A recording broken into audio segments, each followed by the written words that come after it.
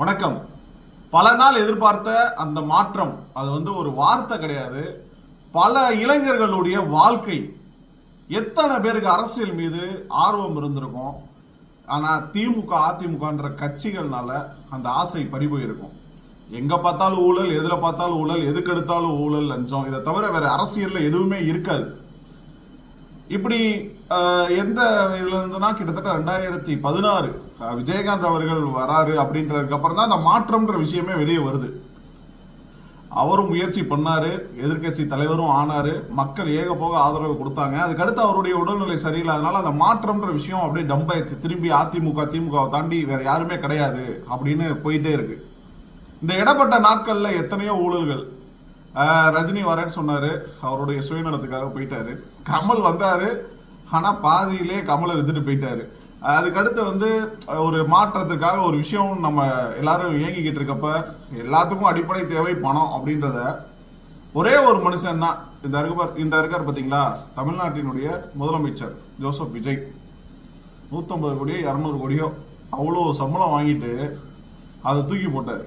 எனக்கு வேணாம், நான் நடிக்கலை, அரசியல் பண்ண போகிறேன். ஏன் இந்த அரசியல் பண்ண போகிறேன் அப்படின்னா, எனக்கு இந்த 150 கோடி 200 கோடி கொடுத்தது என் மக்கள். அந்த மக்களுக்கு நான் ஏதாவது செய்யணும்னு ஆசைப்பட்றேன் அப்படின்னா அவருடைய அந்த எண்ணம், அவருடைய கான்ஃபிடென்ட்டு வேற லெவலு. சத்தியமாக யாருனாலையும் அதை யூகிக்கவே முடியாது. நான் ஓப்பனாக சொல்கிறேன், தலைவர் விஜய் அவர்களை தவிர வேற யாருமே இந்த தேர்தலில் நம்ம ஜெயிப்போன்னு நினச்சிருக்கவே மாட்டாங்க. அது எனக்கு நல்லா தெரியும். யாருமே ஜெயிப்போன்னு நினச்சிருக்க மாட்டாங்க. ஆனால் அந்த ஒரே ஒரு மனுஷன்தான் கான்ஃபிடென்ட்டாக இருங்க, வெற்றி நமதே, நம்ம நிச்சயமாக ஜெயிக்கிறோம், எல்லார் வீட்லேயும் நான் இருக்கேன்னு அவர் சும்மா சொல்லலைங்க. உண்மையிலே சொல்லியிருக்காரு. 1,70,00,000 வாக்கு வாங்கியிருக்காரு. சரி, வாக்கு வாங்கிட்டாரு, சிஎம் ஆகிட்டாரு, அதுக்கடுத்து ஆட்சி பண்ண தெரியுமா அப்படின்னா, சிறப்பான மக்களாட்சி தமிழ்நாட்டில் நடந்துட்டுருக்கு. இந்த ஒரு சாதாரண ஆட்சி முறை கிடையாது. நான் 2021 செக்ரட்டேரியேட்டு நான் போயிருக்கேன். எனக்கு தெரியும் செக்ரட்டேரியேட்டில் என்ன நடக்கும்னு. ஆனால் இன்னைக்கு அதே செக்ரட்டேரியேட்டில் தமிழக வெற்றி கழகத்தின் தலைமையிலான தலைவர் விஜய் அவர்கள் தலைமையிலான இந்த அரசில் நடக்கிற செக்ரட்டேரியேட்டை பார்க்குறப்ப உண்மையிலே சொல்கிறேன், ஒரு அர்ப்பணிக்கக்கூடிய ஒரு விஷயம். அவ்வளோ எளிமையானவர்கள். யார் வேணால் போய் எந்த அமைச்சரை வேணால் ஈஸியாக அணுகலாம். எங்கேயும் லஞ்சல் ஊழல் கிடையாது. யாராவது எட்டு வந்தால் வெளியே போகலான்னு ஓப்பனாக சொல்லக்கூடிய அளவுக்கு அமைச்சர்கள் இன்னைக்கு உருவாகியிருக்காங்கன்னா, இது மக்கள் நமக்கு கொடுத்த இடம்.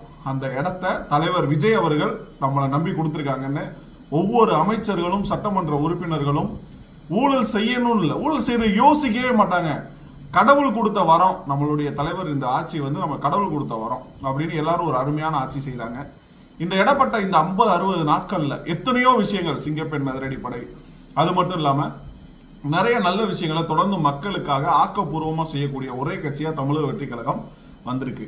இனிமேல் ஒவ்வொரு நாளுமே நம்ம கட்சியினுடைய எந்த நிகழ்வுகள் நடக்குது, எந்த அமைச்சர் யார் எதை செய்கிறாங்க, எந்த நல்ல திட்ட உதவிகளை செய்கிறாங்க அப்படின்றத மக்கள்கிட்ட கன்வே பண்ணுறதுக்கு என்னோட இந்த யூடியூப் சேனலை நான் ஃபாலோ பண்ணலான் இருக்கேன். அதாவது எந்த துறை அமைச்சராக இருந்தாலும் அன்றாட அந்த பணிகள் செய்வாங்க.